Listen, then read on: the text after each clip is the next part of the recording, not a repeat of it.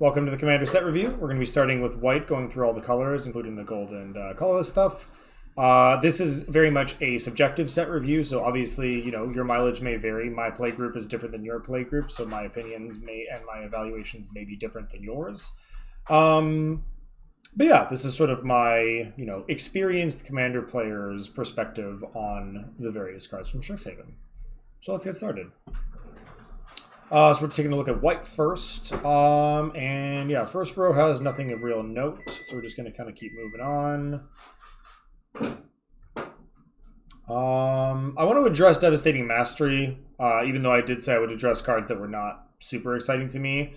I firmly believe that this card is not very good, and there are just so many better options for this sort of effect. Like, for the same mana cost, you can play Hour of Revelation, which is substantially better than this.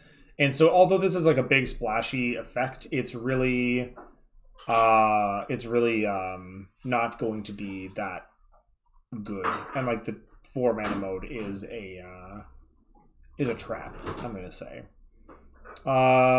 Pete in the chat saying, I thought you were reviewing the set for the Commander set. I will actually be doing that as well. But I'm starting with the actual base set before moving to the Commander set, because, yeah, they're a little bit different. They're designed with different things in mind. But I'll be doing both. We're just starting here. Hey, Mr. Obvious. Welcome on in.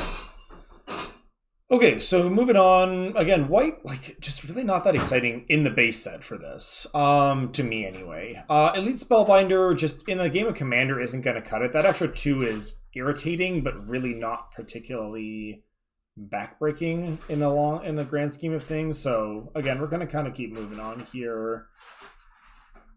Leonard Lightscribe, I think, is a card that is going to see some amount of Commander play. It's a niche card. It's definitely not like, gotta go in everything type of card.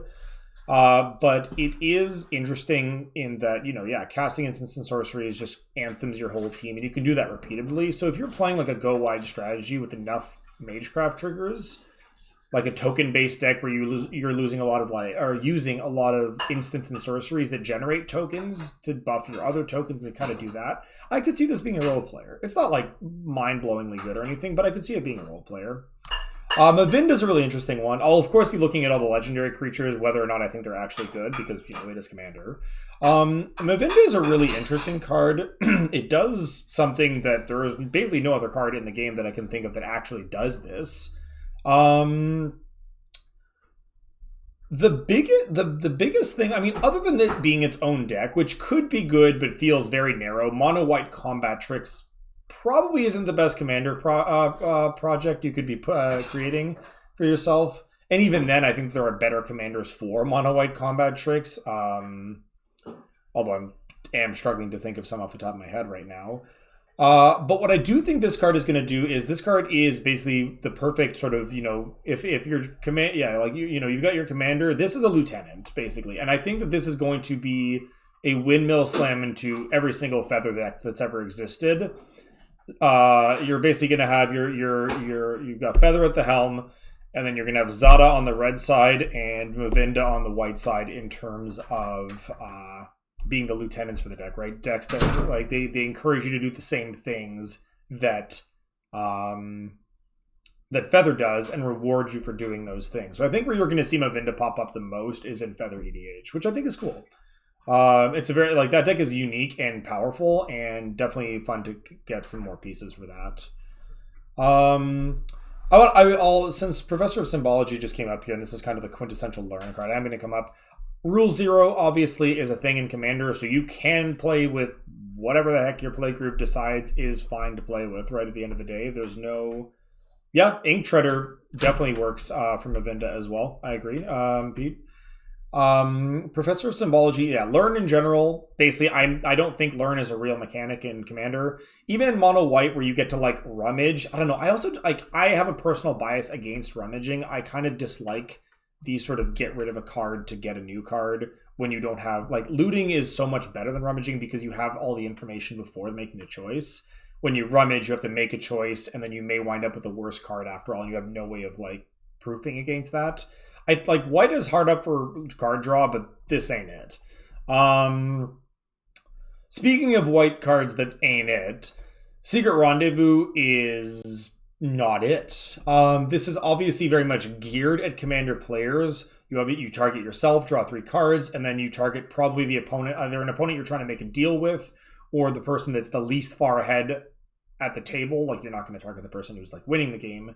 But the problem is that it's a trap.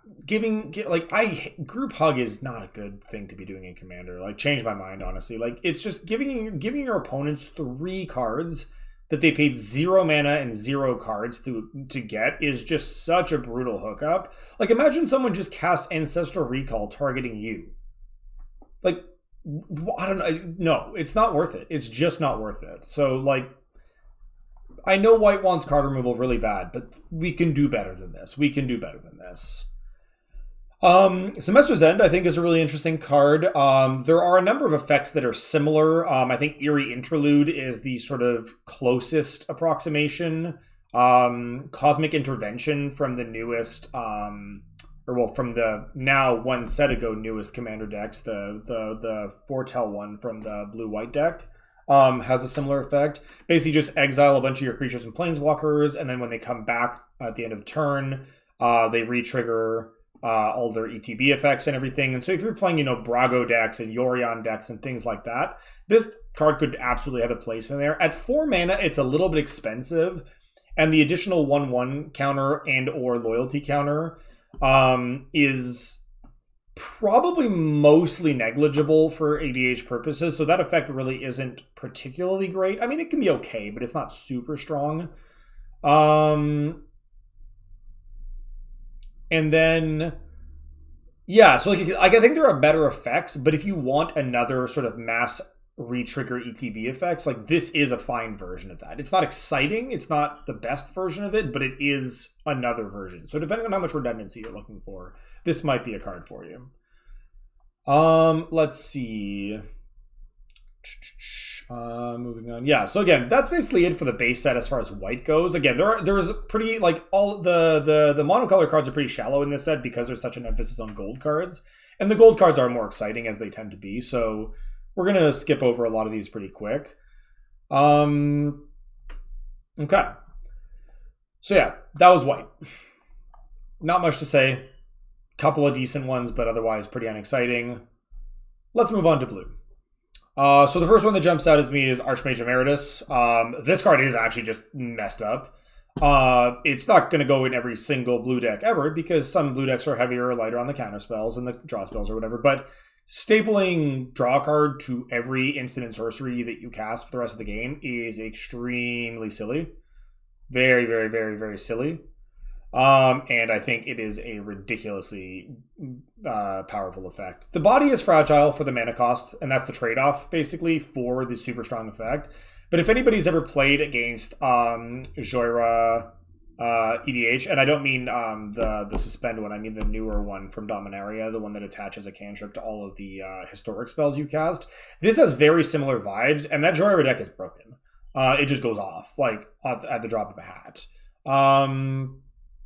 Also, and the fact that it is off copy, Pete makes a good point in the chat. The fact that it is also off copy is a big, big, big difference and a big, big deal, ultimately.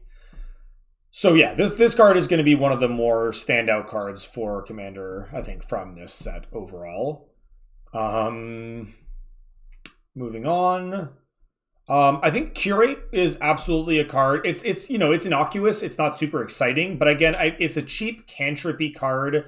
This card effectively has Surveil, although it doesn't literally have Surveil, to the chagrin of things that actually care about surveilling, like that enchantment or whatever, Disinformation Campaign. So this doesn't trigger that, but it works the same way, where basically you're looking at the top card, and then you get to mill any number of them, or like basically put any number of them from the top of your graveyard, then you draw a card. So you're essentially scrying, but the scry goes to your yard instead of your bottom of the deck, which can be better, can be worse, depending on what kind of a strategy.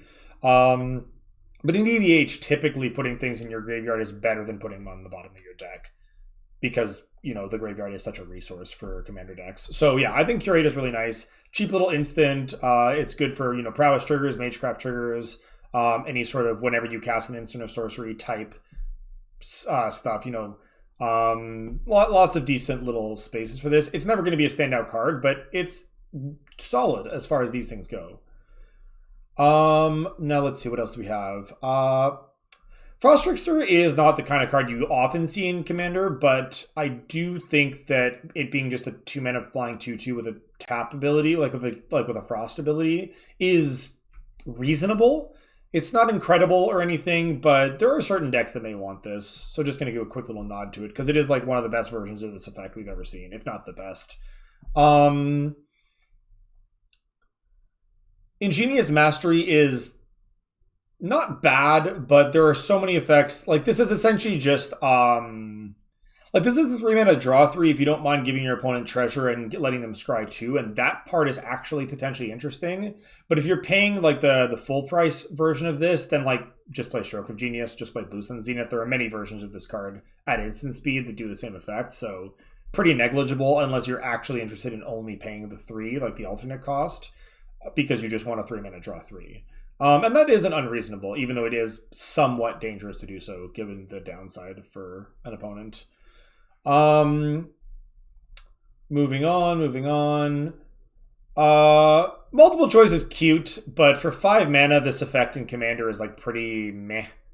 Like 5 mana, get a 4/4, scry 1, draw 1, and somebody bounces something of their choice. Pretty negligible, so I think we're going to pass on that. Resculpt. So Resculpt is not particularly strong in Limited by any stretch of the imagination. Maybe probably not even in Constructed, but in EDH, I think that this is actually a very real card. The best comparison for me for this card is it's somewhere between a Raven form from the most recent set, which wasn't a very good card because of being sorcery speed, and oh my goodness, Reality Shift, which is a card from Fate Reforged, which basically says exile target creature for 2 blue mana at instant speed. That creature's controller manifests the top card of the library, which is to say they take the top card of the library, put it onto the battlefield face down, and it's a 2/2 that can flip up and become a creature if it's a creature that gets manifested. If it's anything else, it just stays a 2/2 forever. That card is really good and pretty staple blue removal, especially in decks that don't have access to like white Swords of Plowshares type effects. This effect is just better, I think. The fact that it targets artifacts as well, which is something that blue isn't super good at doing. Like, blue can bounce things, but removing an artifact that's in play is basically impossible for a blue deck to do in EDH, generally speaking, depending on, again, what colors you're paired with. Blue-black in particular. All 3 of the other colors do have the ability to do that, but still, I believe it's a very flexible card. And again, in Commander, giving one person a random 4/4 is pretty negligible. Like, I do believe that a 4/4 is a real body in Commander, and it's not like you can just completely ignore it. But there's enough sweepers and just large blocking creatures around, generally speaking, that it's not a massive downside. And I think that the upside of just being a 2-mana instant that can deal with an artifact or creature permanently is really, really strong. So like this, I am inclined to think that this is going to replace Reality Shift in any deck that only wants one of those effects, and it certainly is the better of the two if you want both. So keep an eye out for this card. This is this is going to be pretty staple blue removal in Commander, I think. Solve the Equation, I think, is really, really good. Solve the Equation is 2 and a blue for search your library for an instant or sorcery card, reveal it, and put it into your hand, then shuffle. This effect is just it's just a tutor, right? It's a tutor for a reasonably wide swath of cards. Instants and sorceries makes this a lot better than other options might be. And again, looking for any card within a subtype is just generally a powerful effect. Like, it's obviously not Demonic Tutor, which just lets you get anything for 2 mana, but nothing is, right? That's why that card is so popular and expensive. But you think about it, we play Idyllic Tutor, we play all of the sort of Worldly Tutor, Mystical Tutor, all of these. This puts it right into your hand. It's more expensive than Mystical Tutor and Worldly Tutor, but it puts it right into your hand, and I think that makes a difference. It's basically oh my goodness. There's an artifact version of this card that's been around since like Meriden or something. I'm actually blanking on the name right now. Somebody in chat can remind me if they're thinking about it. But yeah, there's basically a 3 mana, go look into your deck for any artifact put in your hand. This is just the instant or sorcery version of that. And again, I think that Not every deck is going to want this, but I think that the decks that want this are going to be very glad to have redundant copies of their key spells at a relatively cheap rate. Like 3 mana is not a bargain rate, but it's not bad. It really isn't. Moving on. Tempted by the Orc is an interesting mind control effect, but I also don't... Thank you, Fabricate. Fabricate is the card I was referring to that finds artifacts for 3 mana. So yeah, again, comparing this to Fabricate, I think that this compares not favorably in the sense that it's better, but like Fabricate is good and so is this card for the same basic reasons. Tempted by the Orc is an interesting spell, but I think that the mana value restriction makes it such that it's not going to be like terribly exciting. That being said, it is for each opponent. And so there is something to be said for the fact that it does scale well for Commander. It's not just target opponent. That being said, it being only creatures or planeswalkers means that you can't take things like Soul Rings or I don't know what else, like Sylvan Libraries and things like that. Like those like really, really good high value things. But you can take people's, Llanowar Elves and things like that. So I'm not saying it's unplayable, but I do think that it's going to depend on your play group and your deck. It's not a bad card, though. I'm actually going to amend my initial impression of it and say that it is definitely a playable card in Commander, but not every deck's going to want it, and not every play group's going to be low power enough to support it, I think. This might actually be really good, conversely, in CEDH, actually, where everything has mana value 3 or less, and getting 3 permanents for 4 mana is potentially like a massive deal. So it's either going to be like a very casual card or a very competitive card, and I think that the middle of the road play groups are probably going to pass it over. But that, again, is just my very subjective opinion on that. Let's see. All right. So, yeah, and that's the end of blue. Moving on to black now. Baleful Mastery is an intriguing effect. 2 mana to exile a planeswalker or creature is genuinely very, very good. But letting an opponent draw a card is a downside. But I think that the potential cheapness of this card might have it see play over other versions of it, like Eat to Extinction or Vraska's or whatever. Pete, referring back to Tempted by the Orc here for a minute, saying that triple blue is a lot to ask in CDH. That may be true, and again, I don't play a lot of CDH, so that is me just sort of speculating based on my base knowledge of it. So yeah, don't put too much thought into this. Anything I say about CDH, I am no expert. Going back here, though, Callous Blood Mage I actually think is a very sweet card. I think that this card has a ton of flexibility and a lot of really intriguing effects that are all quite flexible and different. And again, flexibility and low cost in Commander is a big deal. So like having this just enter and then just nuke a player's yard is a big game. So is just having a cantrip, which is totally fine. And then you can also just get a little bit of extra board presence. So again, not like a game-changing, life-changing card for Commander or anything, but like a solid little piece of flexible utility that will probably sneak its way into more than one deck, I'm sure. I'm thinking sort of DC decks, Yarok decks, things like anything that has a Panharmonicon in it that wants to like double up on triggers, things like that. Nothing exciting, but also quite solid, and I definitely think a good little sort of bread and butter card for a deck looking for good ETB creatures, basically. Moving on. We're kind of going through. Orrick Lloyd is another one that stands out as essentially just an Entomb on a stick. It is more expensive than Entomb by quite a bit and much slower by quite a bit. So this is not like you're not cutting your Entombs and replacing it with Lore Mage. But a creature that can every turn just dump a card into your library. I'm thinking cards with Dredge, cards with Flashback, cards that like expensive cards because you have a Reanimator spell in your hand. All of those things are things that happen very commonly in Commander. Muldrotha could definitely make use of this, right? This is essentially just tap to Demonic Tutor every turn if you have a Muldrotha in play. right? Just dump whatever random permanent into your yard, then cast it for its cost, and this doesn't cost you mana. The fact that this doesn't cost mana to activate, it's just a tap ability, is really, really big, because it doesn't like tax the card that you're entombing, basically. I think this card is super, super solid. Again, its biggest downside is the fact that it does cost 4 mana and it's a tap ability, which means you have to wait till turn 5.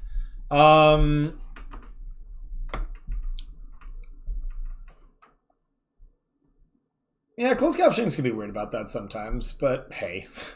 You know, the closed captions do their best. They do their best. They try.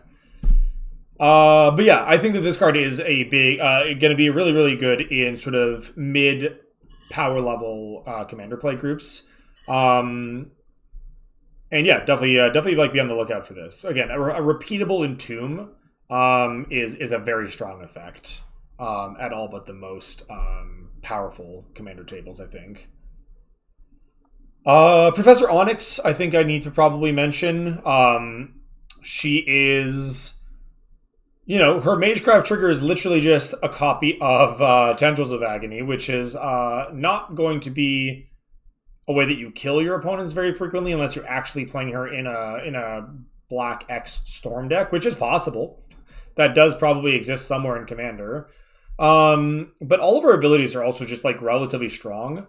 I do honestly think that the War of the Spark 6-mana Liliana is the better one in terms of overall commander viability, but they also do different things and probably fit into different decks. So obviously this one you're going to want to be playing in a relatively spell-heavy deck. It does turn your 1 Tendrils into 3 Tendrils. That is absolutely true.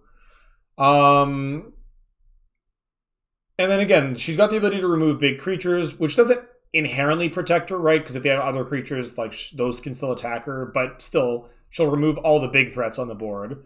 Her +1 is just, you know, decent little bit of card selection. And then her alt is basically Torment of Hailfire, but like with a cap on it. Honestly, the alt isn't that exciting. I think that this is a reasonably cool card. I think it definitely could see playing Commander, but it's also not like a must-include, like auto staple or anything like that. It's just a neat card.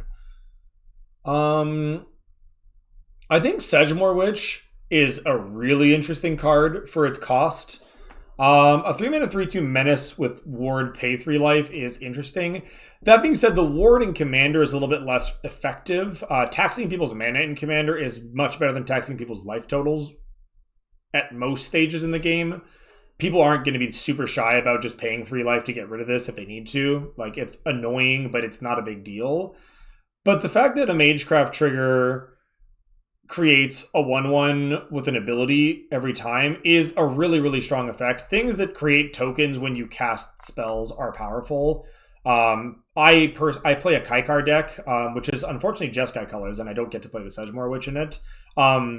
But if this card had been Jeskai colored, I would have been all over this, because that ability to just sort of just gain free board presence for doing the things that your deck is trying to do anyway is very, very strong.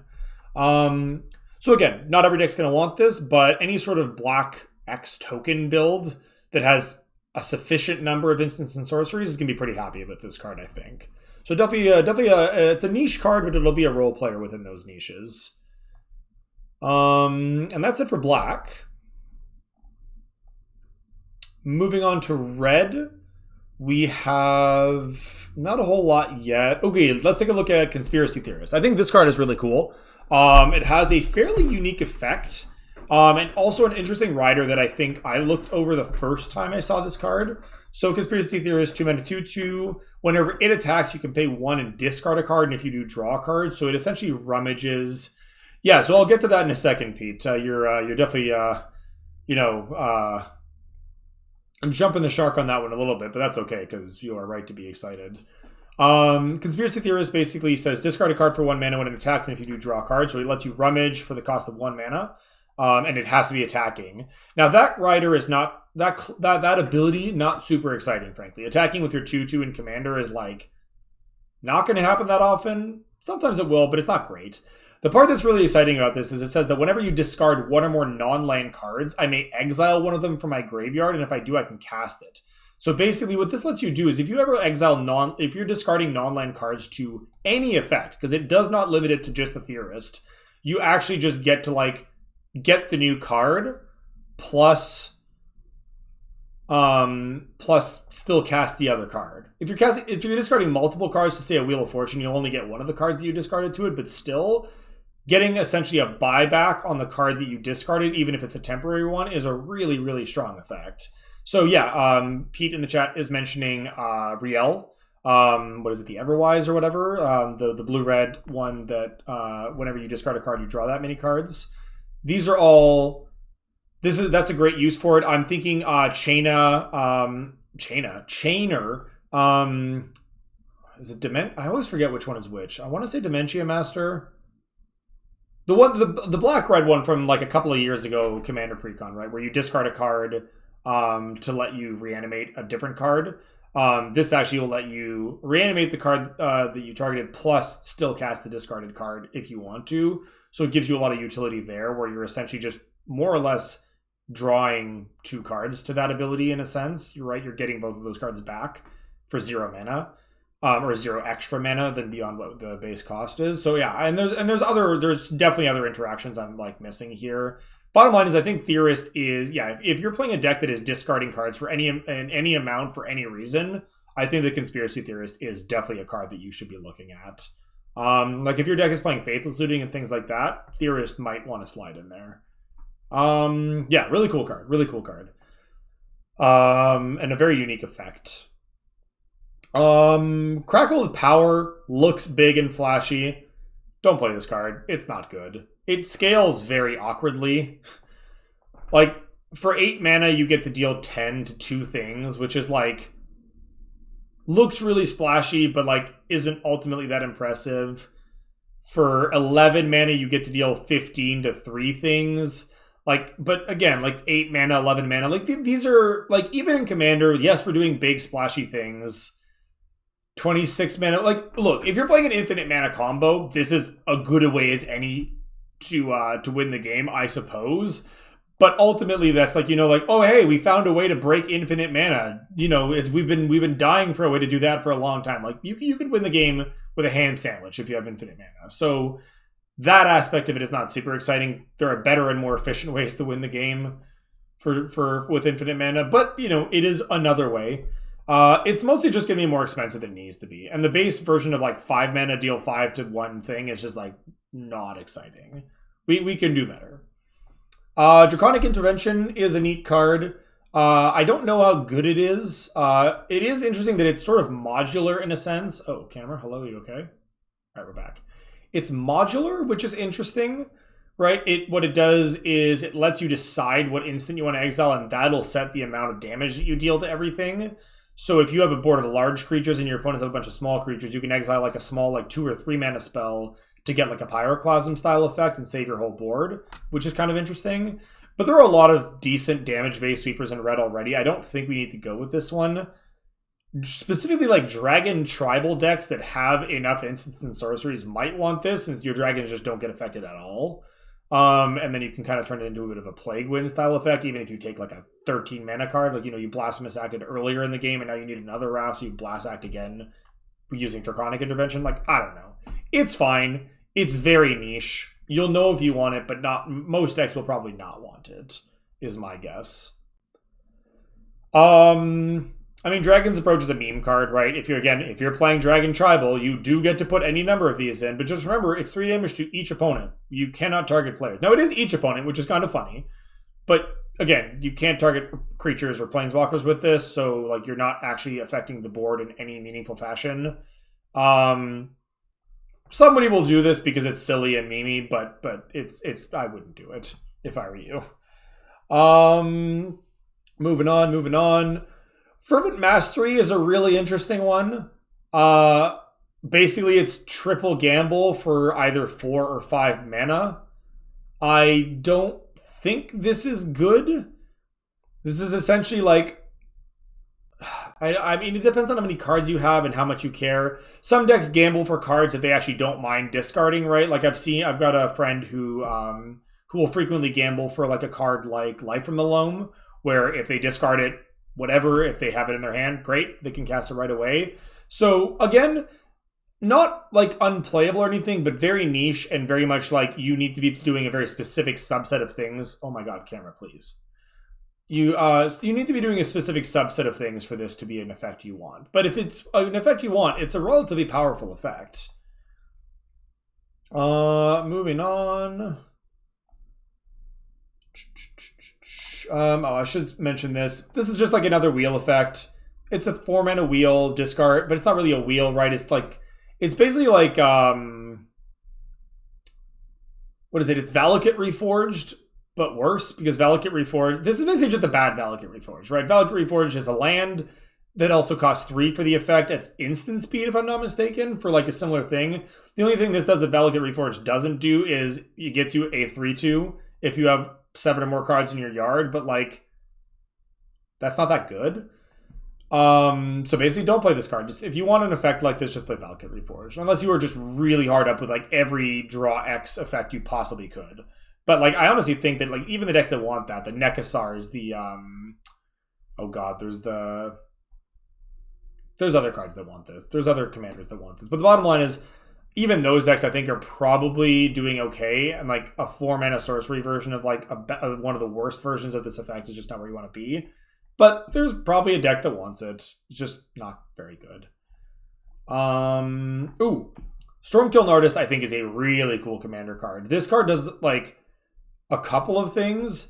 The main thing that actually matters is that it basically just turns all of your instants and sorceries into, like, pseudo-rituals. Basically, getting a treasure for every time you cast an instance or sorcery either discounts the stuff that you're trying to do in that turn, right? It gives you a 1-mana rebate after the fact on all of your spells, which is really, really cool. Or what it allows you to do is cast a few spells one turn, build up 2 or 3 treasure tokens, and then have a much bigger turn the following turn than you might have otherwise had. Obviously, it's got some synergy in artifact decks, and it does feed itself in that sense, right? Every time you cast an instant sorcery, it gets +1/+0 permanently, as long as the treasure remains around. Very neat, flexible card. With a reasonably unique effect. I think this card is really cool. I think this card is quite powerful, and I think that it will see a decent amount of play in Commander. Just because, again, generating treasure for just casting spells is a strong effect. It's not as good as the blue one that just draws you cards for doing the same thing, but this is probably like the next best version of that kind of effect in terms of paying you off for doing those things. Really, really cool card, I think. All right, and that's the end of red. Moving on to green now. We've got Accomplished Alchemist as our first card. I don't think this card is very good, but it does have a very powerful effect on it that I can't really completely ignore. So a 4-mana 2/5 that taps for a mana, not really where you want to be. This ain't accelerating you or anything like that. Like, your 4-drop accelerant is not really that good. It does have the ability to add X mana of any one color, where X is the amount of life you gained this turn, which can potentially lead to a lot of mana production. I see this more as part of like an engine than I do as like an accelerant. Like, basically the add 1 mana of any color is like a fail case for like, at least this card is not totally useless if you haven't gained life. But in a dedicated green X life gain, probably green white, maybe green white black or something, I don't know. This could make you a lot of mana, and anything that can make 5-6 mana is worth mentioning, I think. I just do believe that the card is a little bit too slow to be particularly strong. But don't be surprised if this taps to add 6 mana and then you just die to a Crater Hoof on turn like 5 or whatever. It could do that. It's not incredible, but it is a relatively unique and relatively powerful effect once you've gotten it down. Let's see, what else are we moving on to? Dragon's Guard Elite is a strange card for me. It's sort of straddling the line between two very different strategies. So it's a 2-mana 2/2 that cares about +1/+1 counters. Now, that's not a new theme for green or anything like that. Tons of cards care about counters in green already. But the way that you get the counters is through casting instants and sorceries, which, again, it's not like counters decks have none of those. But that's definitely not the focus of it. I think ultimately this card is a little bit too narrow to see a lot of commander play. If the 6-mana ability was double the number of +1/+1 counters on like all creatures you control. I think that effect would be pretty busted. But the fact that it just cares about its own counters, and it's just like a random vanilla creature, like it doesn't even have any evasion, no menace, no trample, no whatever, no, like not even death touch, like make it unappealing to block. I think it's kind of boring, but it's an interesting effect, and an interesting combination of effects. But again, yeah, a bit of a shame that it's not more quote unquote like tribal with other counter synergies. Ecological Appreciation is a really interesting card. It's like a weird creature factor fiction, or not factor fiction, like Gifts Ungiven, but it's like quite expensive. There's a card from, I think, Hour of Devastation, if I recall correctly, that had a similar effect to this. And as far as I know, that card has basically seen play in exactly like no decks. I'm sure there's a few that play it, but I don't think it's very good. I don't think this card is super strong. It's not awful, and it is interesting. The fact that it shuffles the chosen cards into your library is a little bit disappointing, because again, as I mentioned earlier, things in your library are usually harder to access than things in your graveyard when you're playing Commander, especially when you're playing green with like effects like Ewit and whatever else have you, right? Regrowth type effects. And it's also kind of expensive, right? Like, how many, like, if you want to get like let's call it like, you know, like let's say you've got a bunch of good like 3-drops in your deck, right? You've got to pay 6 mana to get 4 different 3-drops out of your yard or library, and then your opponent chooses which one of those 4 you get to put in your hand. Like, it's just a lot of hoops for like a reasonably minimal payoff. They do come to the battlefield though, and I think that is going to be ultimately probably what might put this card over, is the fact that you do actually get to put the chosen cards onto the battlefield, which is better than putting them in your hand. Uncaged Menagerie, that's the card. Thank you, Pete. This is better than Uncaged Menagerie. Putting things into play is just better. That's the fact. I still think it's a lot of hoops to jump through and a lot of things to do for that effect, but I'm open to be surprised by this. This is definitely the kind of card I wouldn't be surprised to see somebody play at an EDH table. But I'm apprehensive. Not apprehensive. I am not excited about it. I'm going to have to see somebody do something real cool with this a couple of times before I'm sold on it. It has potential, but I'm not sure if it's going to be able to live up to that potential. Exponential Growth could deal 1 billion damage out of nowhere if it weren't for the fact that this card is a sorcery. I actually died to a creature with Exponential Growth yesterday because it was on a Trampler and like I had no removal for it, so I just died to it. It was pretty funny, actually. But I don't think that it's very good at Sorcery Suite overall. It's just like too easy to interact with and still very mana intensive ultimately. Neat card though.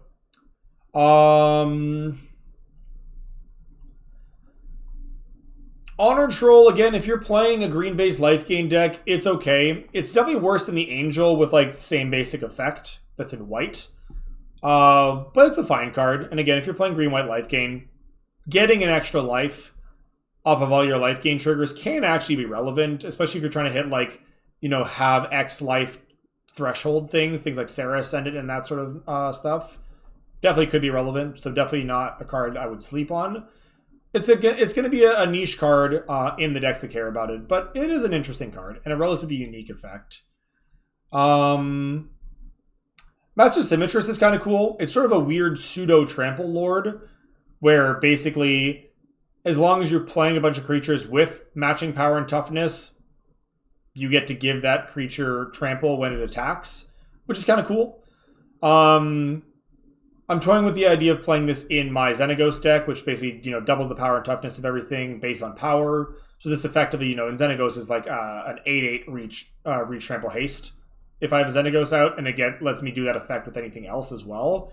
And granting trample to your like large creatures that might not otherwise have trample is a very powerful effect when you're just trying to punch damage through.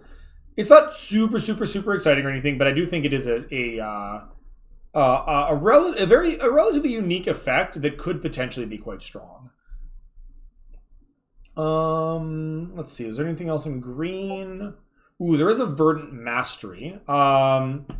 I don't think this card is good. Once again, search your library for up to 4 basic land cards and reveal them is and then you get to put 2 into play. It's sort of, you know, explosive vegetation and all of its, you know, friends, like all of its, you know, migration path. And there's another, like, there was the one with Kicker from the most recent Zendikar set.